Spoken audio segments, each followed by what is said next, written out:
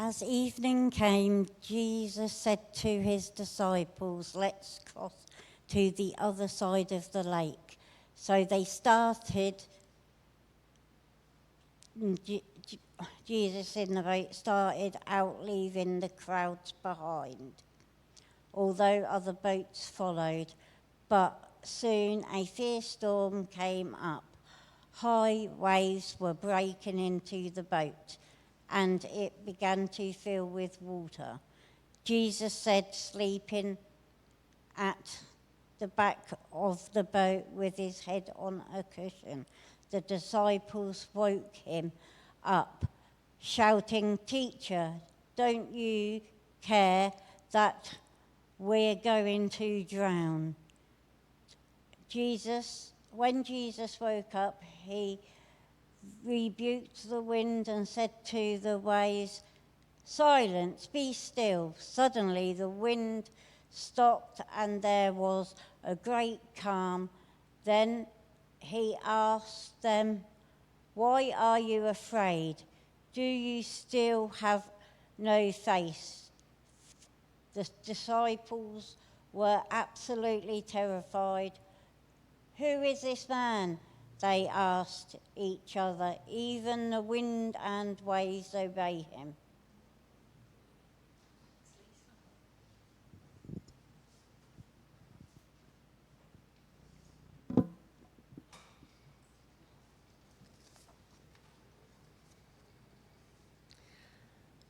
There was a bit of a standing joke at my last church.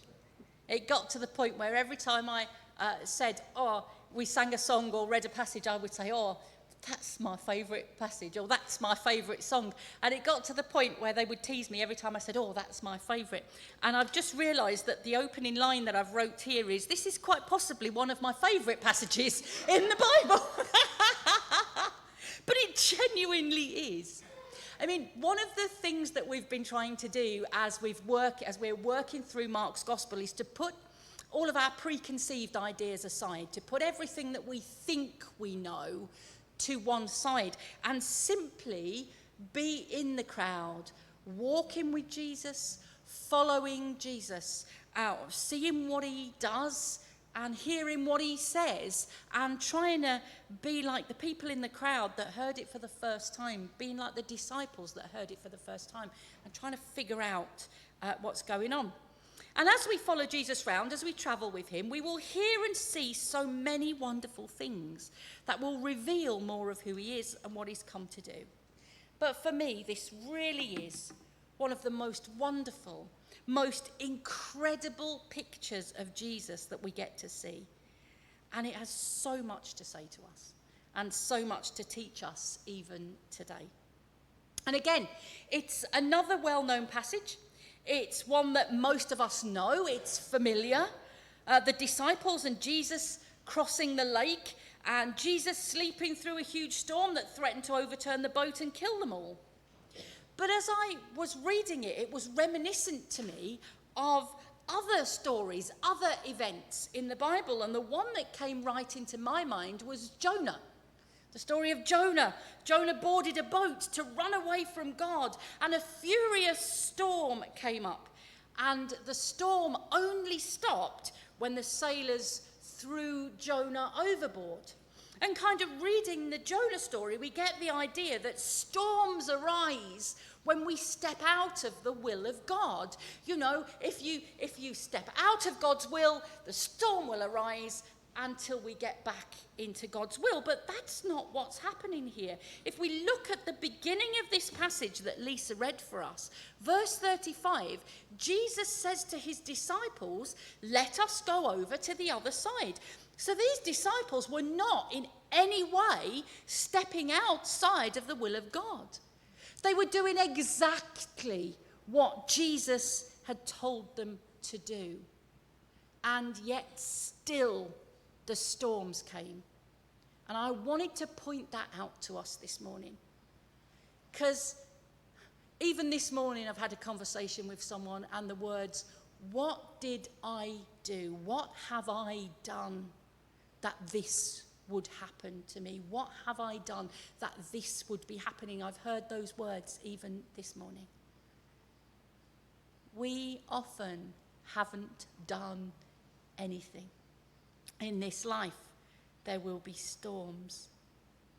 And another passage that this reminds me of is the creation narratives. Right at the beginning in Genesis, when chaos swirled over the face of the earth, and then God, just by speaking a word, the seas and the skies separated and were created. And the authority that God has over the forces of nature are seen here in Jesus. He speaks a word, and nature is subdued. The storm is stilled. Jesus speaks, and all creation listens. How awesome, how incredible, how amazing is our God. So, let's dig into the passage and see what we find. We've already noted that it was Jesus who gave the instructions for them all to set off from where he'd been teaching that day.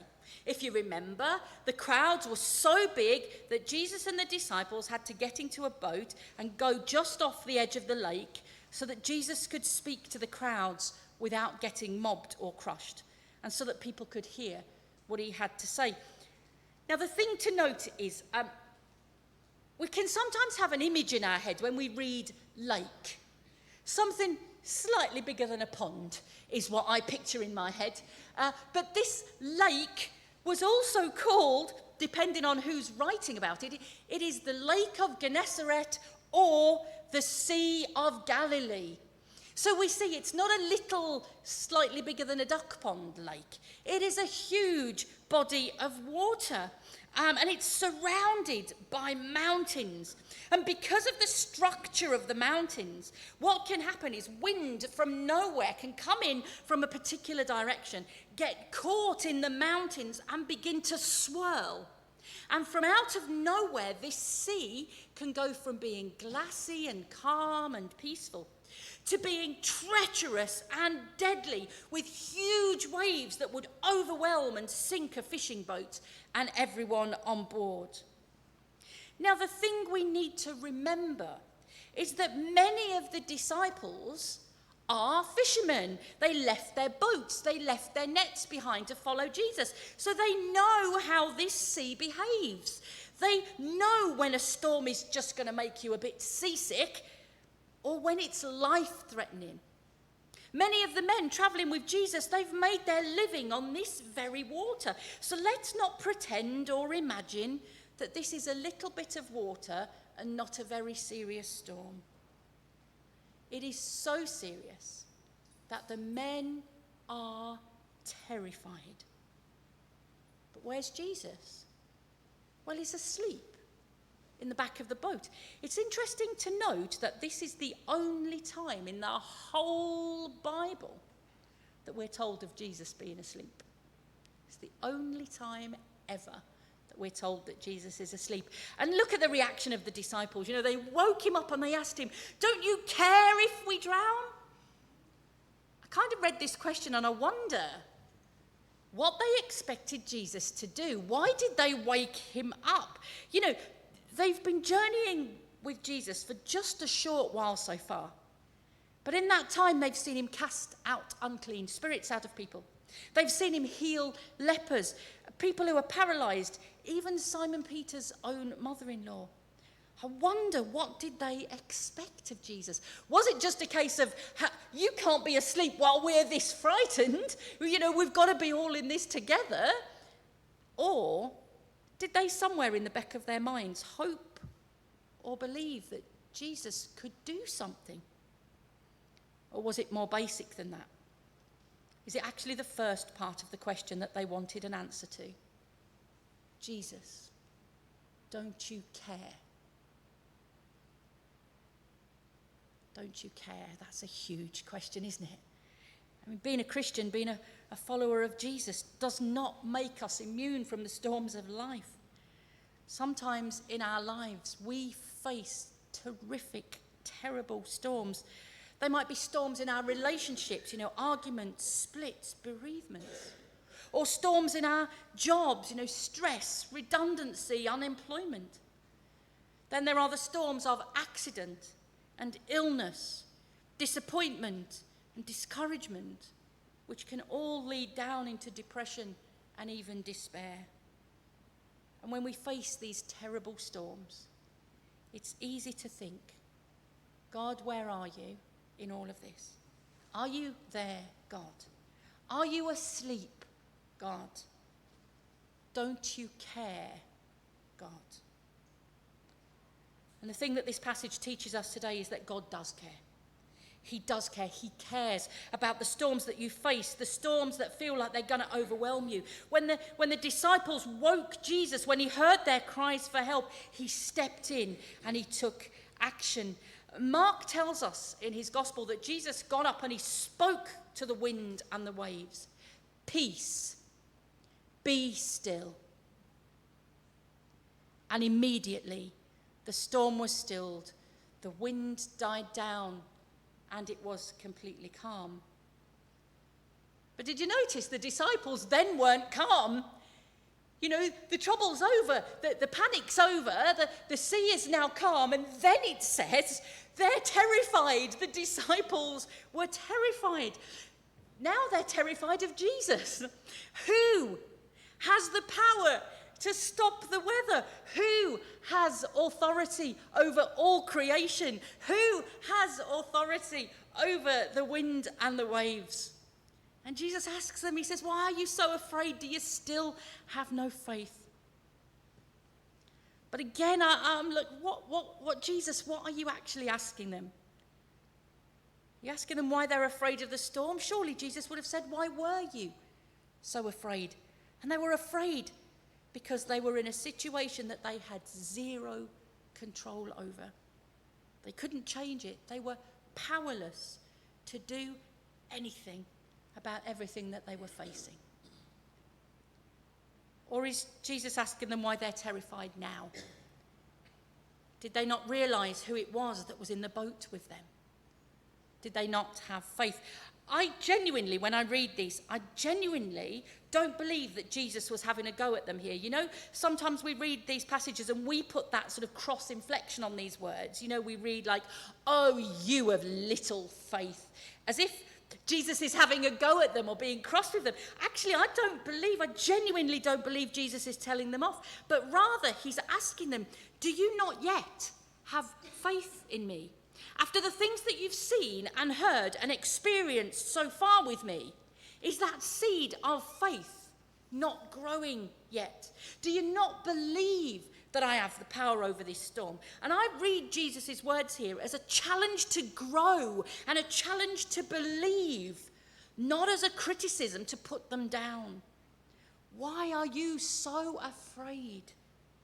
Do you still have no faith?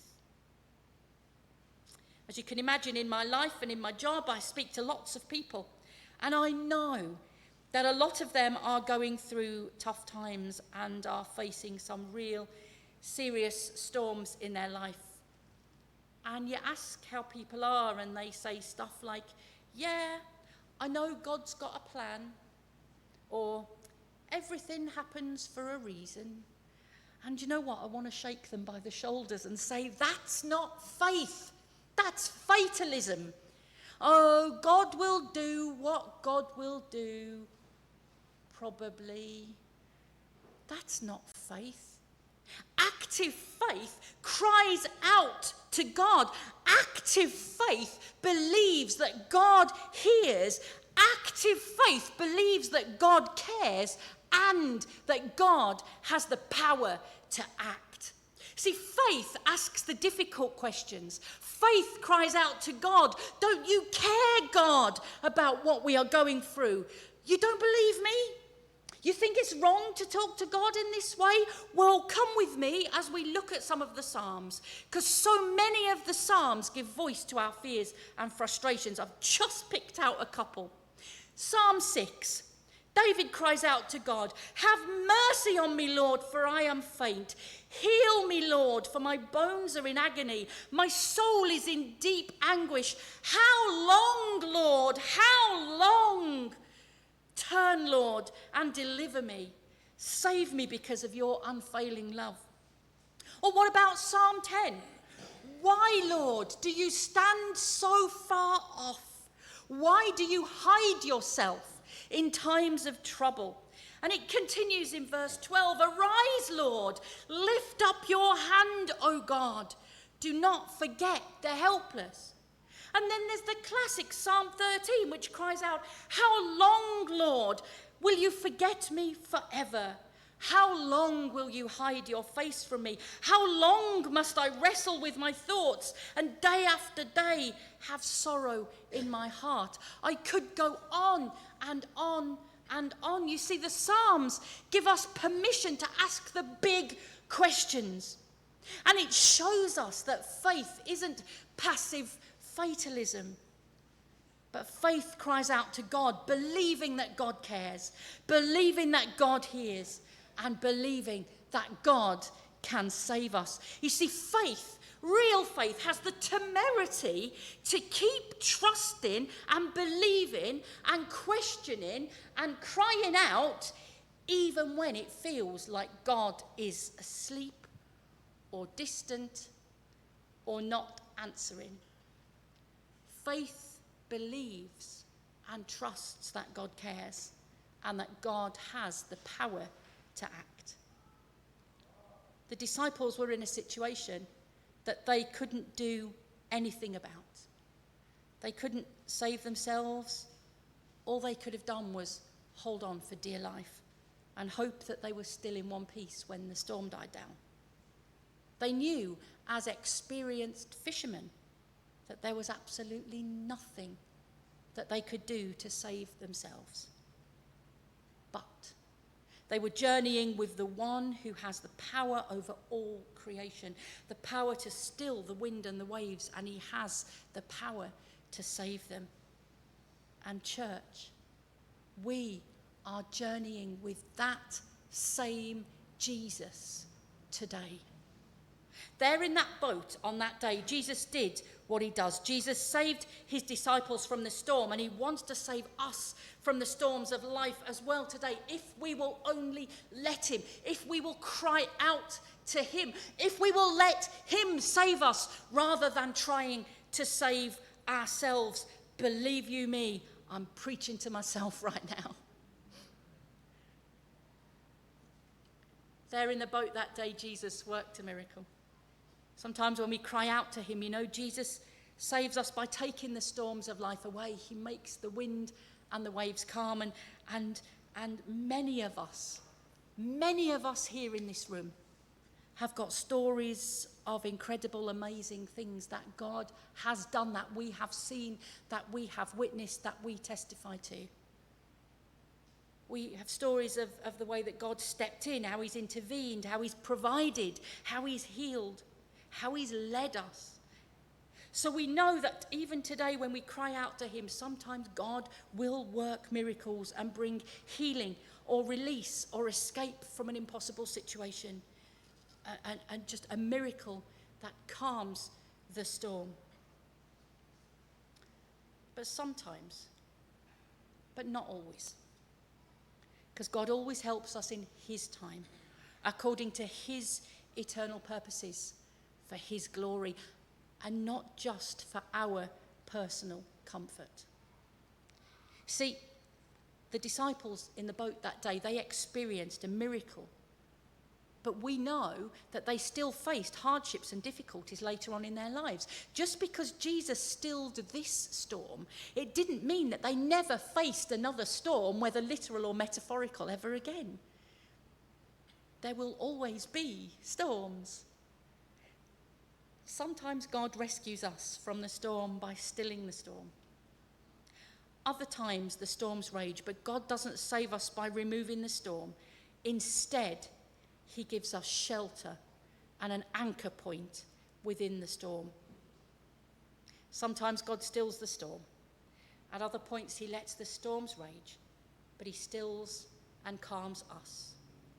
He protects us and gives us the grace, strength, and peace to get through. We might feel that our boat is about to sink, but church, our boat will never sink if Jesus is on board. A friend told me about a competition that was run to paint a picture with the title Peace. And the second prize went to a beautiful landscape with cloudless sky and motionless trees. But the first prize went to a painting of a storm at sea. And in this painting there was lightning splitting the dark clouds, and huge waves crashed up on the rocks beside a cliff. Why was this a picture of peace? Because high up on a cliff, sheltering in the crevice in the rock, was a tiny bird. With the storm raging all around, that bird was perfectly at peace, protected by the rock. I wonder how many of us here remember the shop Athena. I'm showing my age a bit now, aren't I? But in that shop, I used to love going to Athena. They used to have racks of giant posters that you could look through. And there was one poster that I particularly loved. I haven't seen it anywhere since that shop closed down, but it's a picture of a storm at sea. And in the middle of the picture stands a lighthouse. And there are great, huge waves crashing against it. And in the doorway of the lighthouse, someone is standing with a mug of tea, perfectly safe, perfectly protected, as the waves crash and bang all around him. It's a fantastic picture of peace in the midst of the turmoil, and I love it. See, sometimes in the storms of life, God doesn't miraculously make the storm go away, but he does give us a rock to hide in. Jesus, the rock of ages, he helps us to be strong, to stand firm. And we are much, much safer in the middle of the fiercest storms with God than we would be anywhere else without God. Whatever storms you are facing in your life right now, know that Jesus knows, and he cares, and he has the power to act. Church, can we also stop comparing storms? Can we stop saying, well, I'm going through this, but it's not as bad as what they're going through? Because Jesus still wants to be with you right now in whatever you are going through. You might not think it's as bad as what other people are going through, but it is still a storm that is rocking your boat, and Jesus is still there with you. Stop comparing your storms to other people, because then you take away the need for Jesus. You take away that opportunity for that faith to grow as God brings you through. But we can always put our trust and confidence in the God who loves us and looks after us, the God who knows our situation, the God who does care about our problems, and who does save all who cry out to him for help. Of course, there are some ways we should not approach God. I came across this story. There was once a fisherman whose boat was about to sink in a storm at sea, and he didn't know how to pray, so he prayed like writing a letter. He said, "Dear God, you probably don't know who I am. I've never bothered you before, and if you get me out of this mess, I promise I'll never bother you again." That's not faith, is it, church? Faith isn't just a way of escape. We're not just asking God, I will only believe in you if you get me out of here. Faith is a way of life. We approach God with openness and sincerity and genuine trust.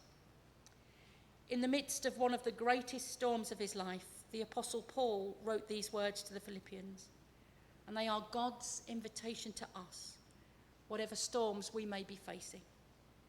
Paul wrote, "Don't worry about anything, but in all your prayers, ask God for what you need, always asking him with a thankful heart, and God's peace, which is far beyond human understanding, will keep your hearts and minds safe in union with Christ Jesus." So church, whatever your situations, whatever storms of life you may be facing, even if you feel you are about to sink without trace, just think about that time that Jesus calmed the storm. It encourages us to have faith. It reminds us that Jesus knows, and Jesus cares, and Jesus saves, and he will rescue us too, even today, even here and now. So church, what song can we sing to finish with today? The options are many and varied. I thought about, will your anchor hold in the storms of life? That's a good one, isn't it? Rock of ages cleft for me, let me hide myself in thee. What a wonderful song. I didn't think I'd get it past Mark. But the song that for me sums everything up. In Christ alone, my hope is found. Listen to the words. In Christ alone, my hope is found. He is my light, my strength, my song. This cornerstone, this solid ground, firm through the fiercest drought and storm. What heights of love, what depths of peace, when fears are stilled, when strivings cease. My comforter, my all in all, here in the love of Christ I stand. Let's sing praise